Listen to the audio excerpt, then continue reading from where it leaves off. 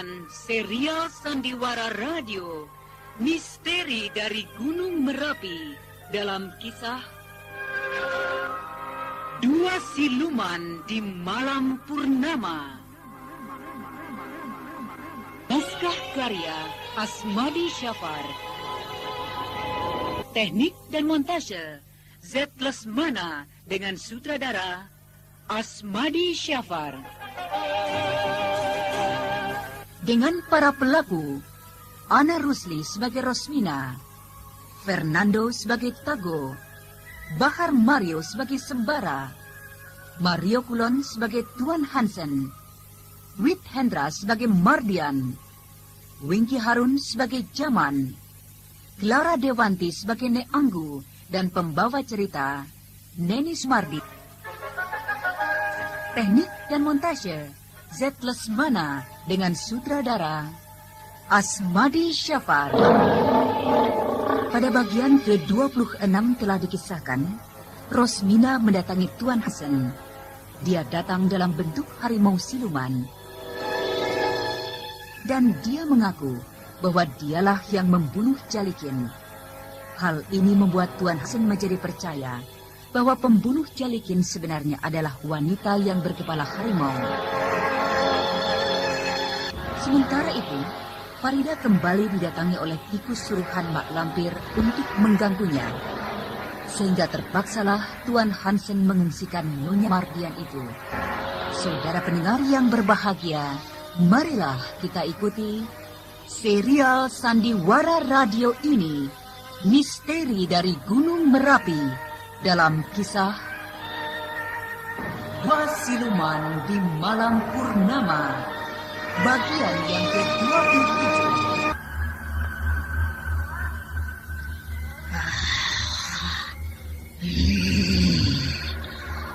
Aku haus. Seharusnya Tuan Hansen itu tadi, atau salah seorang anak buahnya itu, aku terkam saja.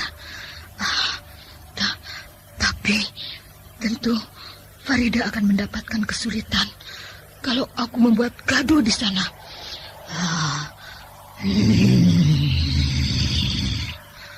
Aku harus mencari darah.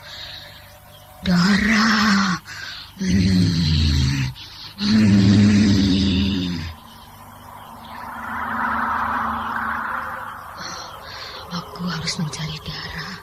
Aku harus masuk ke dalam pasar. Aku akan mencari tempat pemotongan hewan. Mungkin di sana aku akan menemukan darah.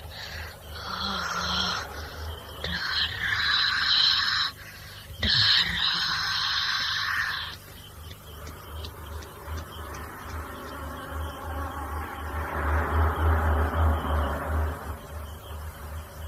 Memang, Rosmina menuju ke pasar di tempat biasa orang memotong hewan. Dia masuk ke sana dan menjilati darah yang bertebaran di tempat pemotongan itu.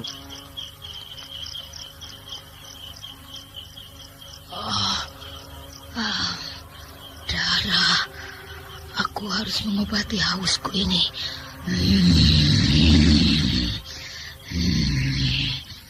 Di sini banyak darah sapi atau darah kerbau.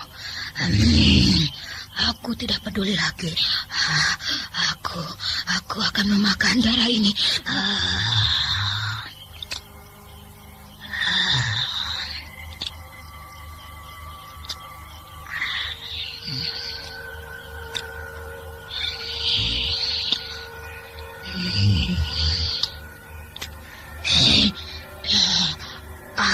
Aku kembali berubah. Aku kembali berubah jadi manusia. Dan Rosmina pun kembali berubah menjadi manusia ketika dia selesai memakan darah yang banyak di sana dengan lahapnya.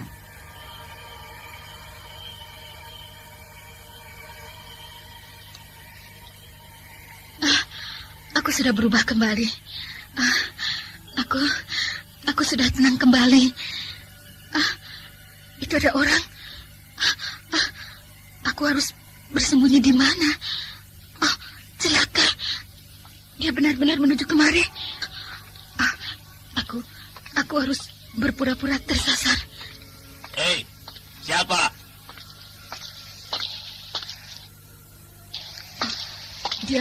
Dia menyentar aku. Siapa itu? Aduh, tolong, aku tersesat. Aku tidak bisa pulang. Oh, perempuan. Aduh, Dek, tolonglah aku. Aku tidak tahu jalan pulang. Hah? Tidak tahu jalan pulang? Iya, tolonglah. Aduh. Tapi kenapa mulut ibu berlepotan darah? Oh, iya. Ini aku tadi terpleset di genangan darah itu dan mukaku jatuh duluan. Oh, kasihan. Adek bisa antarkan saya pulang? Iya, marilah. Akan aku antar pulang. Tapi aku heran. Ibu kok ada di sini tengah malam begini? Aku tadi bermimpi bahwa aku diajak seseorang pergi membeli daging. Dan ketika aku terbangun, Dan ibu tiba-tiba ada di sini? Iya. Aku tiba-tiba berada di sini. Aneh. Mimpi ibu ini aneh. Tapi apa dia ini bukan siluman penghisap darah? Oh, bagaimana, Dek? Adek mau mengantarkan saya pulang? Mari ibu, saya antar.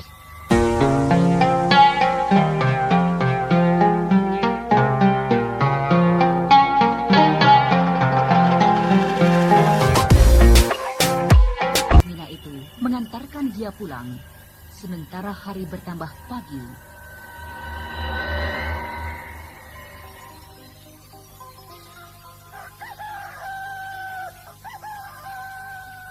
Sembara, kau dipanggil oleh Tuan Hansen.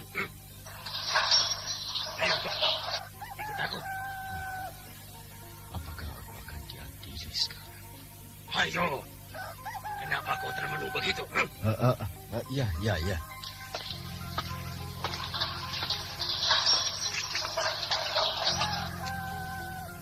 Mari, kau jalan di depanku. Apakah aku akan diadili sekarang? Sudah. Nanti Tuan Hansen yang akan bicara padamu. Coba jalan, ayo. Ya, baik. Ayo. Dengan perasaan yang galau, Sembara mengikuti perintah Tago, anak buah Tuan Hansen yang bertampang seram.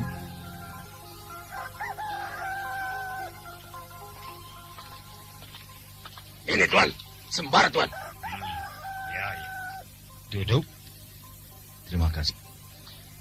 Apakah saya akan diadili sekarang, Tuan?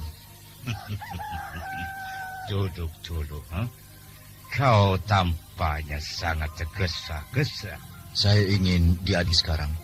Dan saya ingin buktikan bahwa saya tidak bersalah, Tuan. Nah, duduklah dulu. Begitu. Terima kasih, Tuan. Begini. Tanpa bukti pun aku sudah tahu bahwa kau tidak bersalah. Jadi saya tidak bersalah, Tuan? Ya, kau tidak bersalah. Apakah Tuan sudah punya bukti? Sembara, tadi malam ada seorang wanita datang kemari. Dan dia mengaku telah membunuh siapa itu Jalikin padaku.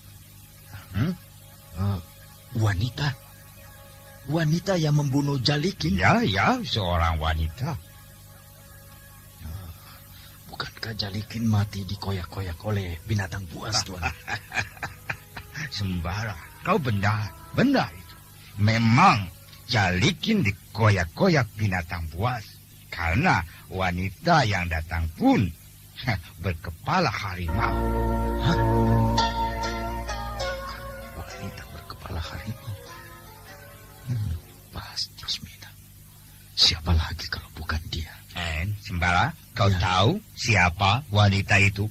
Apakah akan aku bilang saja padanya siapa sebenarnya wanita itu? Ataukah ada siluman lain yang disuruh oleh Datuk Panglima Kumpang? Tampaknya kau sedang berpikir keras. Kau tahu? Tidak, Tuan. Saya hanya heran. Kenapa tiba-tiba saja ada wanita yang berkepala harimau? Iya. Aku juga heran. Tapi aku telah menyaksikan dengan kepala dan mataku sendiri. Dan yang lebih hebat lagi adalah bahwa dia tidak mempan aku tembak. Hebat. Kini ilmu Rosmila sudah bertambah. Dia sudah tidak mempan kalau ditembak. Nah, Sembara, kau pagi ini aku bebaskan. Kau ternyata benar-benar tidak bersalah. Jadi saya bebas, Tuan Hansen? Ya. Kau tidak pantas untuk kami tahan. Oh, terima kasih, Tuan. Dengan perasaan yang sangat gembira, Sembara mendengarkan keterangan itu. Namun ketika dia mengingat Farida, tiba-tiba hatinya menjadi kecut. Dia benar-benar berdebar-debar. Kenapa tiba-tiba kamu berubah pucat? Kau sakit? Tidak, Tuan. Saya tidak sakit. Nah, pulanglah. Mungkin kau butuh udara segar di luar penjara ini. Iya, Tuan. Terima kasih. Saya permisi. Iya.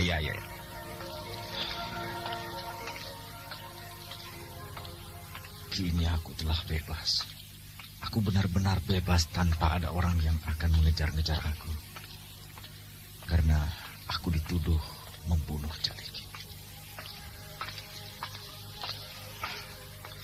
Tapi bagaimana dengan Farida ya? Aku harus bisa menolong. Aku akan datang nanti malam ke penjara itu. Farida pasti tidak berbahaya.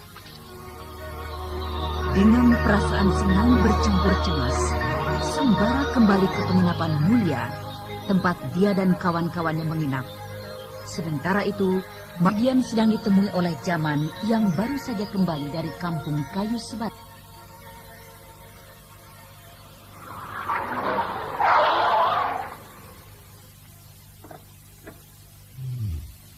Pak Jaman baru datang.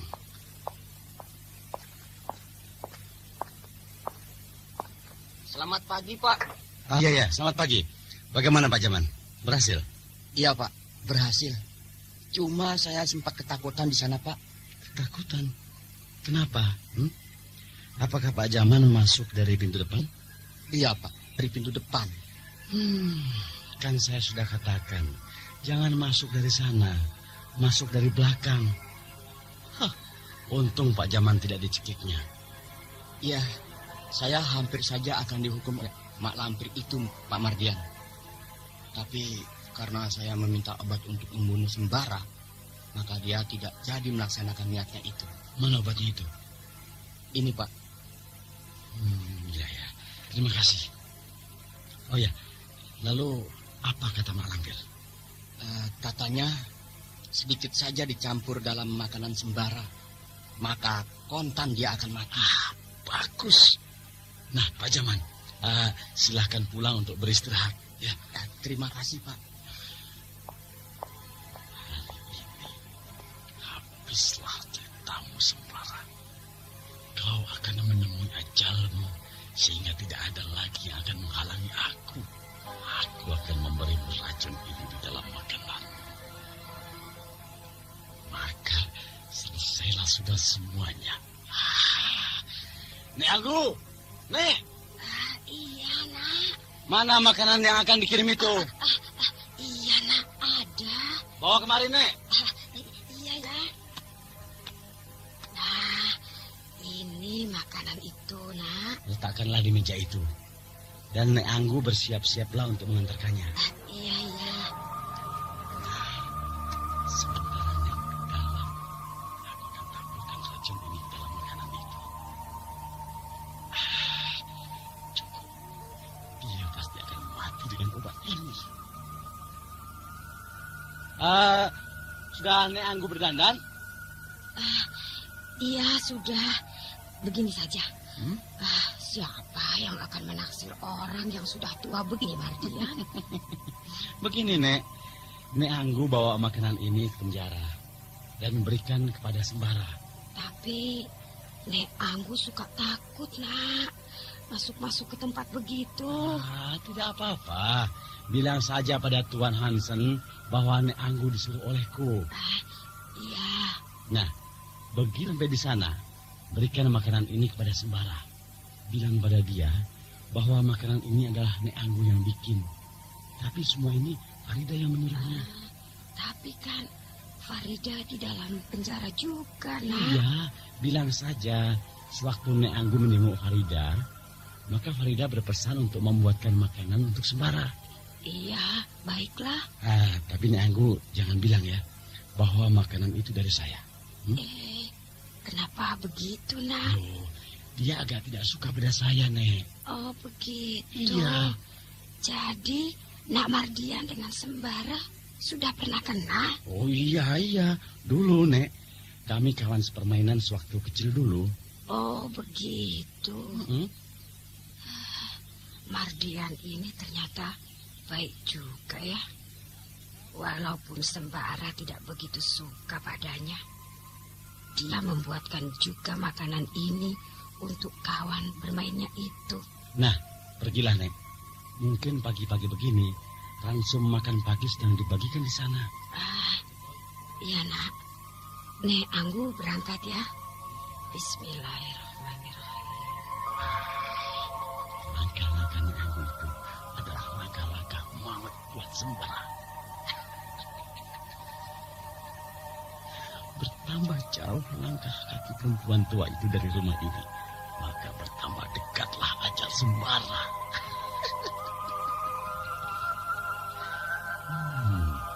Hidup ini memang susah diduga. Aku misalnya, tanpa aku duga sedikit pun, tiba-tiba aku menguasai perusahaan Pardaigar ini. Dan kini seluruh kota mulai menghormati aku.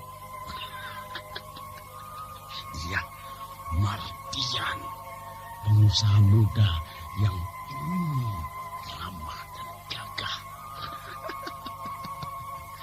Kalau Farida tidak mau lagi padaku, maka aku akan perlihatkan padanya bagaimana uangku akan berbicara.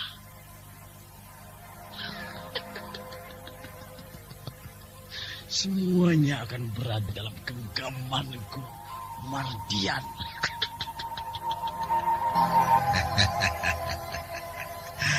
Nenek antar makanan untuk saya. Makanan ini cukup enak baunya. Maaf, Tuhan. Saya bawa makanan ini untuk... Untuk siapa? Untuk siapa? Untuk saya, bukan? Oh, orang tua kini jatuh cinta pada saya. Atau jatuh cinta pada anak buah saya yang bernama Tago ini. Tidak, Tuhan. Tidak. Oh, hei, Tago, lihat. Kemari. Ya. Ini, kau lihat ini. Nenek ini sedang jatuh cinta padamu. Oleh sebab itu, pagi begini dia sudah antar dia punya masakan untukmu. Tuan Hansen bisa saja menggoda nenek ini. Coba, kau belum lihat orang tua ini berdandan, Togo. Kalau dia sudah memakai bedak, lalu dia kasih lipstik di bibirnya, maka kau pasti terpesona. Apalagi dia akan datang memakai sepatu dengan hak yang tinggi. Tentu lucu sekali kelihatannya. Bukan lucu, tapi indah. Iya, dengan jalan berlenggak-lenggok. Orang tua, kau sudah menghibur kami pagi ini. Tapi jangan punya marah. Kita orang cuma beromong kosong saja. Ya? Tidak apa-apa, Tuhan. Ya. Terima kasih. Jadi bagaimana? Untuk siapa makanan ini? makanan ini untuk sembara, Tuan. Untuk sembara? Iya. Betul begitu? Iya, Tuan. Sayang sekali, orang tua. Sembara baru saja kami bebaskan. Dibebaskan, Tuan? Ya, karena dia tidak punya salah apa-apa. Dibebaskan? Iya, dibebaskan. Nah, lalu makanan ini untuk siapa, orang tua? Tinggalkan, jangan ya. Kalau aku tinggalkan, nanti Mardian marah. Lebih baik aku bawa pulang saja. Bagaimana, orang tua? Apakah akan ditinggalkan makanan ini? Kalau saya tidak suka makanan orang di sini, mungkin, Tago, kamu suka? Iya.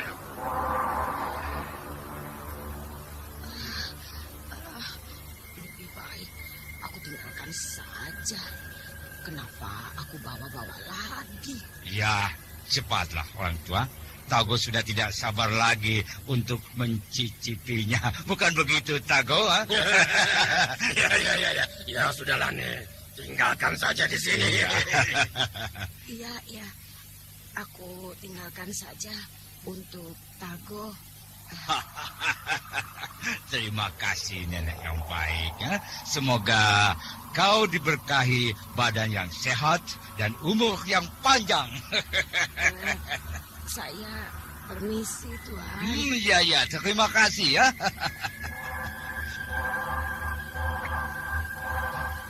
Tago. Ya. Pagi-pagi begini kau sudah mendapatkan rezeki satu rantang makanan. Ya, Tuan. Baunya enak sekali. Ya. Nah, kau bawalah pulang. Tapi sayang ya, kau belum punya istri. Kalau tidak tentu akan bisa menikmati makanan ini bersama-sama dengan istrimu. Ya, Tuan. Tapi tampaknya makanan ini hanya dibuat pas untuk satu orang saja. Jadi memang ini adalah rezeki saya sendiri. Iya. Ingat, tapi kau harus ingat. Ya, Nenek itu akan datang lagi Oh, dengan memakai sepatu berhak tinggi. Iya, sehingga kau akan sangat tergila-gila padanya.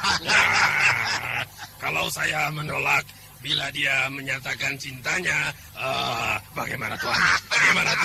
Bagaimana Tuan? Kalau kau menolak, maka dia orang akan datang kemari lagi membawa makanan. Wow. Tapi hati-hati ya, makanan itu akan diberinya racun. Sehingga kau akan mati seketika. Wah.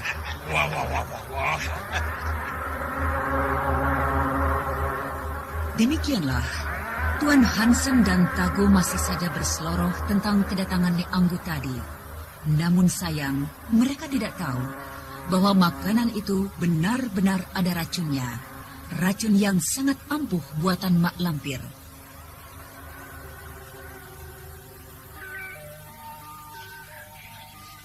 Jadi, Nek Anggu tinggalkan makanan itu di sana. Iya, Nak. Ya, kalau mau lagi, nanti Nek Anggu buatkan yang baru. Ya. Marga. Kenapa Nek Anggu tinggalkan? Kenapa, Nak? Apakah ada yang istimewa pada masakan Nek Anggu itu? Tapi Nek Anggu rasa hanya biasa-biasa saja. Bukan begitu, Nak.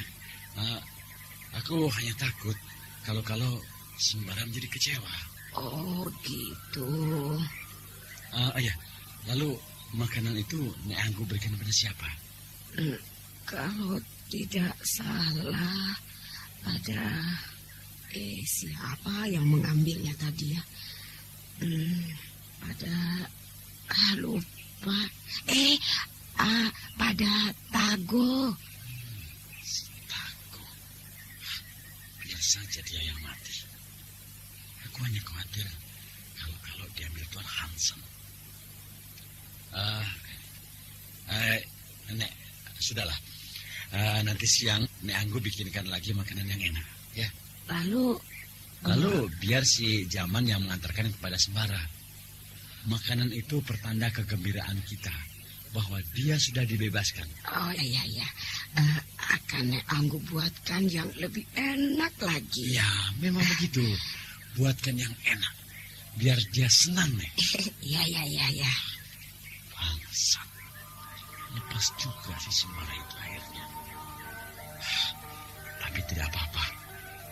Dia tidak akan bisa lari lagi kali ini. Dia akan menemui ajalnya.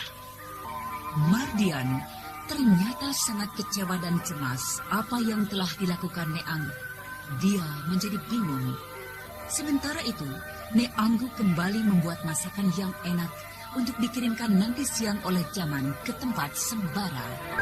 Pak Sembara, Ada apa? itu lihat. Tampaknya bekas pegawai Pak Dahigar itu mencari kita. Ya. Nah, itu dia. Dia melihat kita. Selamat siang. Selamat siang. Kalian masih kenal pada ya? Ya, kami masih kenal. Bapak Jaman kan? Iya, saya Jaman. Maaf kalau saya mengganggu sebentar. Ya, tidak apa-apa, Pak. Ini ada oleh-oleh dari Nek Anggu untuk Bung Sembara. Oleh-oleh.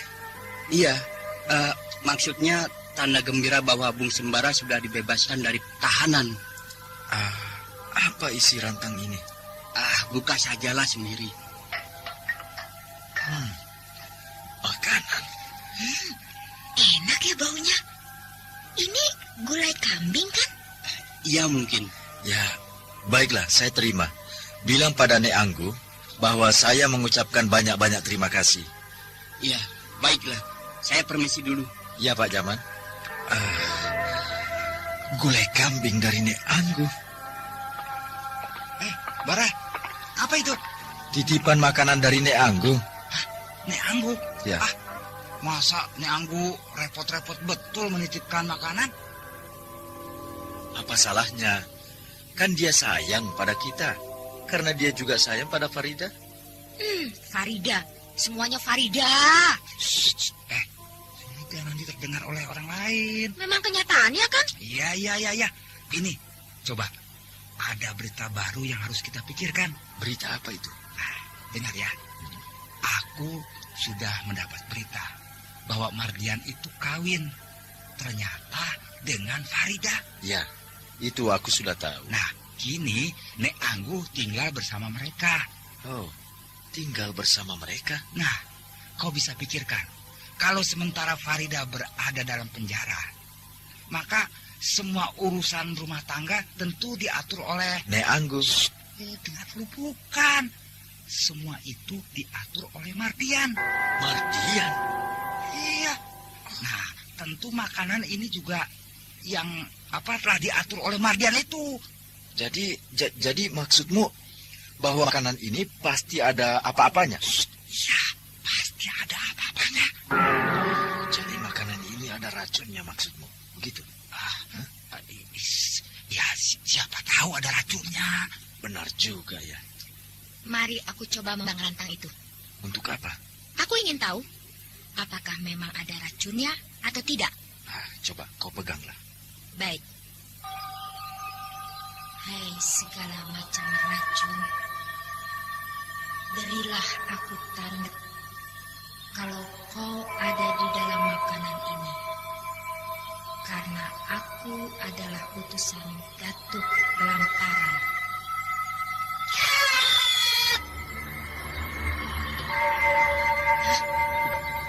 Memang ada racunnya. Gila. Mardian benar-benar akan membunuhku dengan cara seperti ini. Aku akan kembalikan ramuan racun pada yang punya. Nanti malam saja. Kita akan lebih tenang mengerjakannya. Iya, betul. Sebaiknya kita kerjakan malam hari saja, Bara. Baik, akan kita kerjakan malam nanti. Apalagi bulan masih purnama penuh. Dengan kekuatan ilmu yang dipelajari oleh ayahnya, Seruni telah mengetahui bahwa makanan itu memang ada racunnya.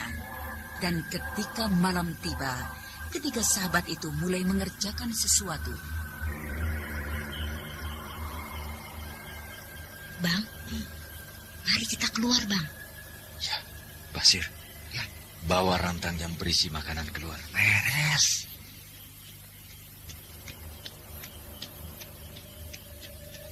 Nah, letakkan di sini.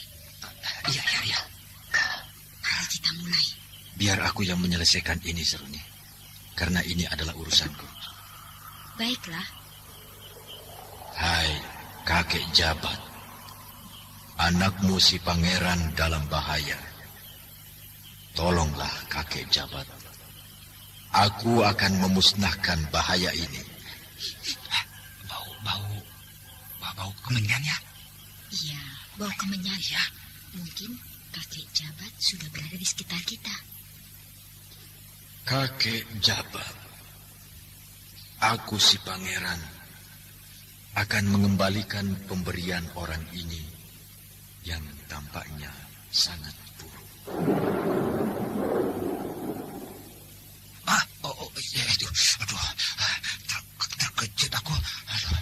Terima kasih, kakek. Rupanya kau mengizinkan aku untuk membalas ketidaksopanan ini. Hei benda yang ada di dalam makanan ini. Kembalilah kau kepada tuanmu.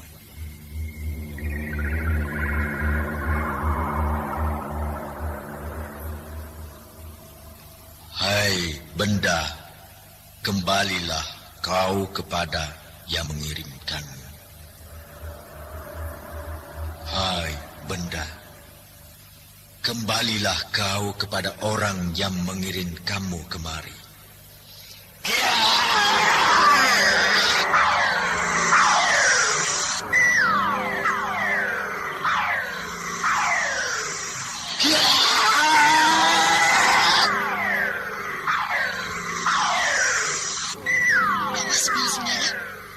Benda-benda itu seperti akan berbalik kemari. Ya, aku akan halau mereka.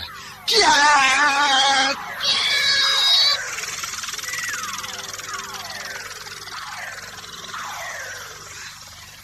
Sembara, benda-benda itu berterbangan dengan sinar yang gemerlap. Ya, benda itu tampaknya menuju kampung kayu sebatang.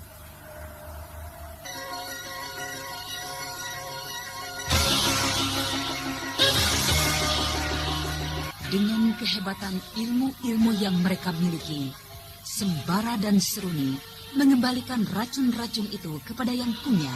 Dan mereka tiba-tiba terkejut karena benda-benda itu terbang menuju kampung kayu sebatang dengan mengeluarkan sinar bagaikan bintang. Saudara pendengar yang berbahagia, demikian tadilah kita ikuti serial Sandiwara Radio ini. Sampai jumpa esok hari pada waktu dan gelombang yang sama.